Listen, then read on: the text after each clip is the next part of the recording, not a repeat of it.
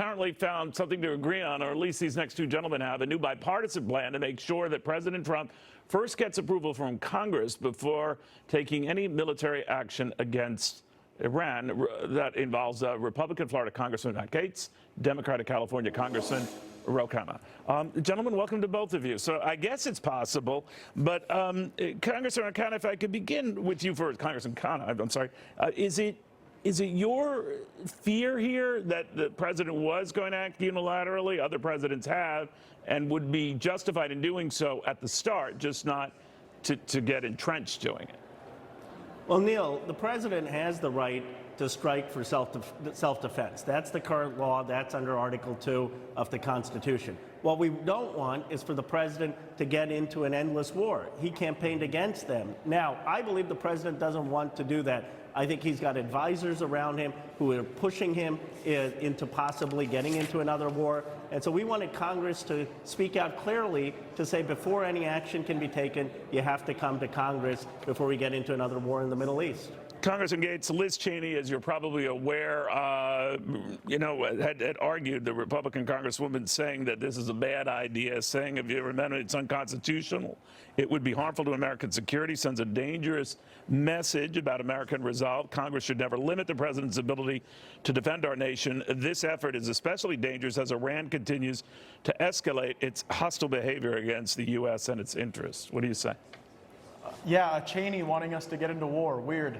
I look at a new coalition forming around the country that is not partisan in nature, but it is an America First idea that, we would not want to go and engage in these endless, unfocused, unconstitutional wars. Now, Roe represents the progressive wing of the Democratic Party. I represent the conservative side of the Republican Party, and I think this is indicative of what we see going on around the country. Recent reporting that was in The Hill, I believe, showed that by a margin of 2-1, Americans favored diplomacy and negotiation over war. And again, what Roe and I are proposing is not to lay our arms down and make victims or targets out of our service members. Of course, the president would always have the ability to defend our country, defend our allies, defend our troops, but we do not believe that any president should be able to lurch into a decades-long war in the absence of approval by the Congress. What constitutes lurching, though? And Congressman Khanna, you can help me with this. If the president were to have responded, and he was apparently minutes away from doing so before canceling a planned attack in response to the downing of our unmanned drone, would that have passed muster with you? Would he have been justified in doing that? I think it would have been a mistake, but he doesn't have to come to Congress for 60 days under the War Powers Act. So I personally believe... So anything he does in those first 60 days, unless it's just, obliterate, that's okay.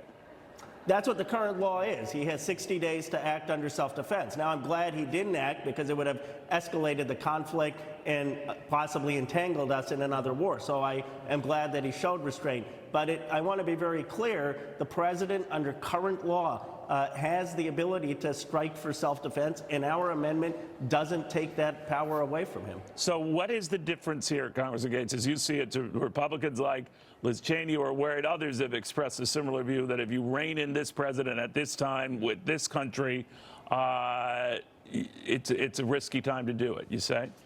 Yeah, I think that belies history. I mean, when we look at these endless wars that we fought in Afghanistan and Iraq, we've spent over $6 trillion, and more importantly, we've spilled the blood of America's bravest patriots. And I don't know what we've really gotten for it. If you look in Afghanistan right now, we're controlling only 56% of administrative districts with the Afghan government. That's down from 72% just a few years ago. I'm sorry, I wasn't clear, Congressman. I'm sorry I wasn't clear, but what is different here? What changes here? The timeline?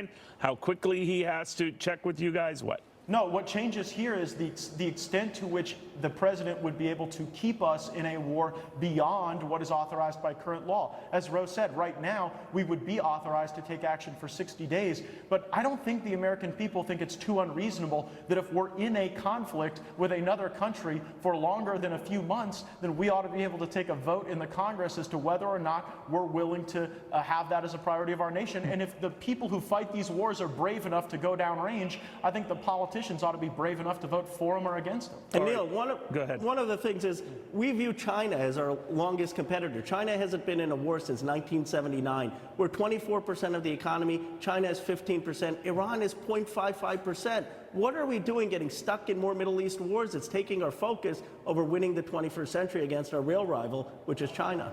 All right, we'll watch it closely. Gentlemen, thank you very, very much. In the meantime, all eyes turning to Miami, Florida tonight, the first of two Democratic presidential debates.